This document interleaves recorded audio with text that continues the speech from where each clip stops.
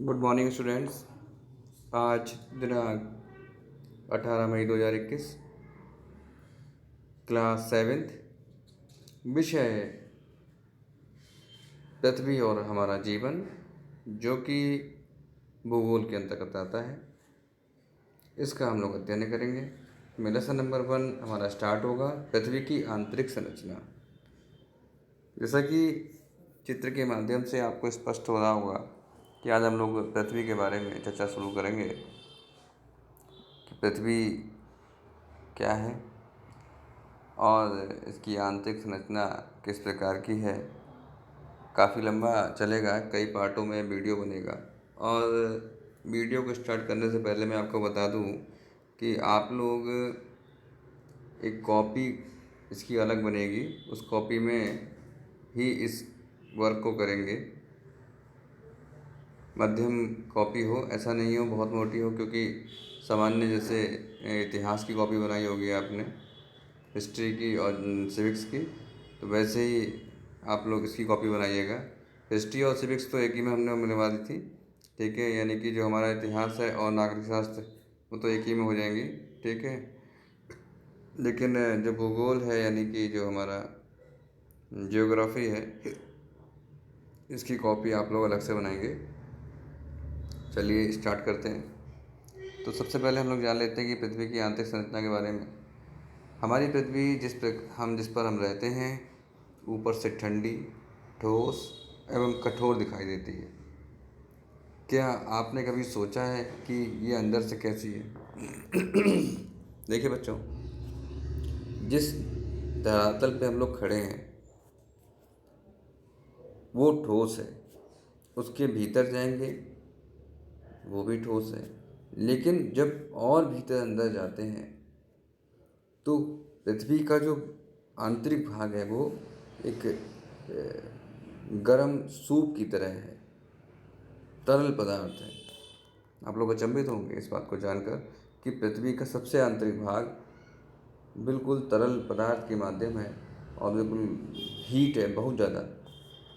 पृथ्वी का सबसे ऊपरी जो अब जहाँ हम लोग खड़े हैं उसका जो तापमान है 15 डिग्री सेल्सियस होता है, और सबसे भीतरी जो कोर है, सबसे भीतरी जो तापमान है वो लगभग 6500 डिग्री सेल्सियस है, जो कि सूर्य के सबसे बाहर वाला भाग है उसका तापमान नोट है, ऐसा माना जाता है। तो प्यारे बच्चों, अगर हम पृथ्वी की आंतरिक सतह को जानें, सबसे पहले हम जान लेंगे पृथ्वी 3 भागों में उसकी आंतरिक सतह बटी मतलब सतह बटी होती है। सबसे बाहर वाली को हम लोग कहते हैं क्रस्ट यानी भूपर्पटी, बीच वाली को हम लोग कहते हैं मेंटल, और सबसे भीतरी जो होती है उसे हम कोर कहते हैं या उसे क्रोड भी कहा जाता है।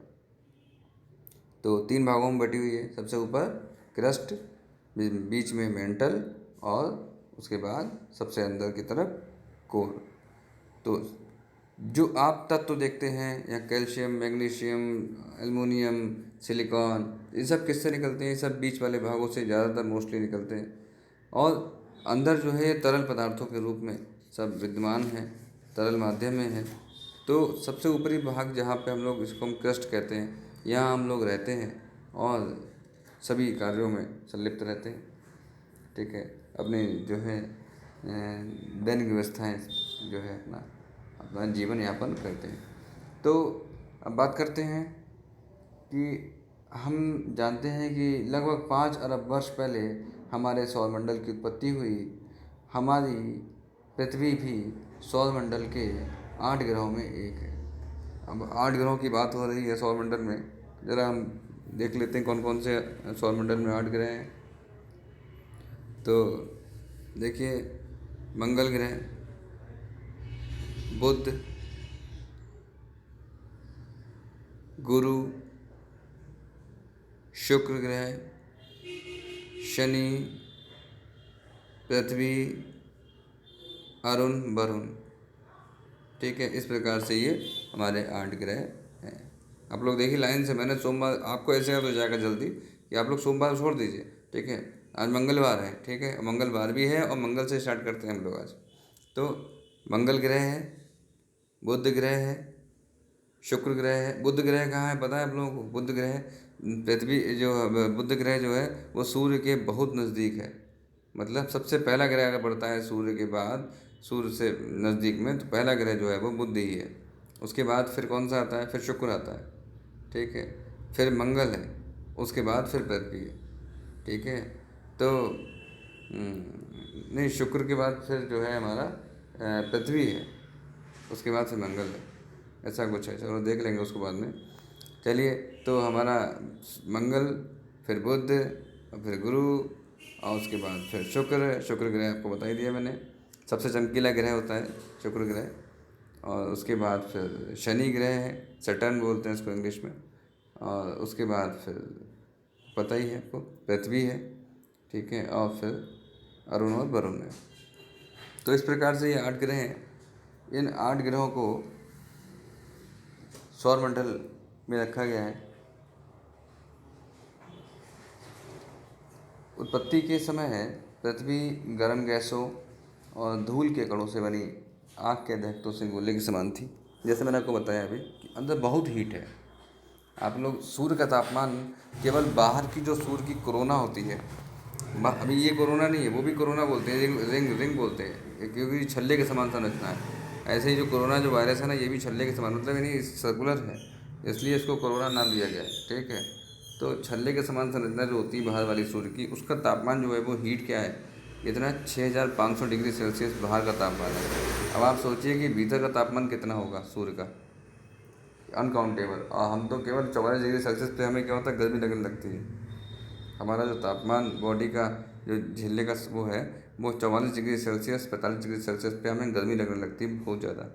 और सोचिए ये 6500 डिग्री सेल्सियस, और सूर्य पे तो उससे ज़्यादा तापमान होगा। तो करोड़ों वर्ष बाद पृथ्वी का वायुमंडल बना, और घनघोर वर्षा के फलस्वरूप धीरे धीरे पृथ्वी की ऊपरी सतह ठंडी हुई। परंतु आज पृथ्वी आज भी अंदर से गर्म है।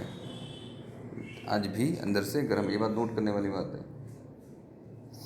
गोरसी में कुछ उपले या कंडे रखकर जलाइए। कंडी जल जाने के बाद ठंडी होने पर उसके ऊपर राख दिखाई देगी। अब एक लोहे की पतली लंबी सलाई राख के अंदर 2 मिनट बाद सलाई निकालकर अनुभव कीजिए, आपको सलाई गर्म लगेगी। क्यों?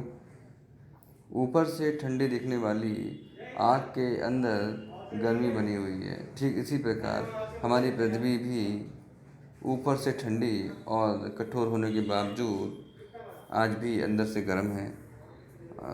ये जो टेम्परेचर है ये धीरे धीरे बहुत समय लगता है, करोड़ों वर्ष लगे हैं इसमें। तो प्यारे बच्चों, आज हम लोगों ने पृथ्वी की इस सामान्य संरचना को जाना है। इसके आगे अभी कई सारे बिंदु आएंगे, आपको बताएंगे आपको, ठीक है। तो इसके बाद जो हमारा नेक्स्ट जो है आज के जो प्रश्नों की श्रृंखला है, उसमें है कि पृथ्वी की आंतरिक संरचना यानी आंतरिक परतों के नाम लिखिए। तो इसका उत्तर आपको मैंने बताया भी था कि पृथ्वी अंदर से 3 परतों में विभाजित है। भूपर्पटी यानी कि क्रस्ट, मेंटल और क्रोड। यानी मेंटल मतलब मेंटल बीच वाला भाग है, और क्रोड मतलब कोर यानी ये सबसे अंदर वाला।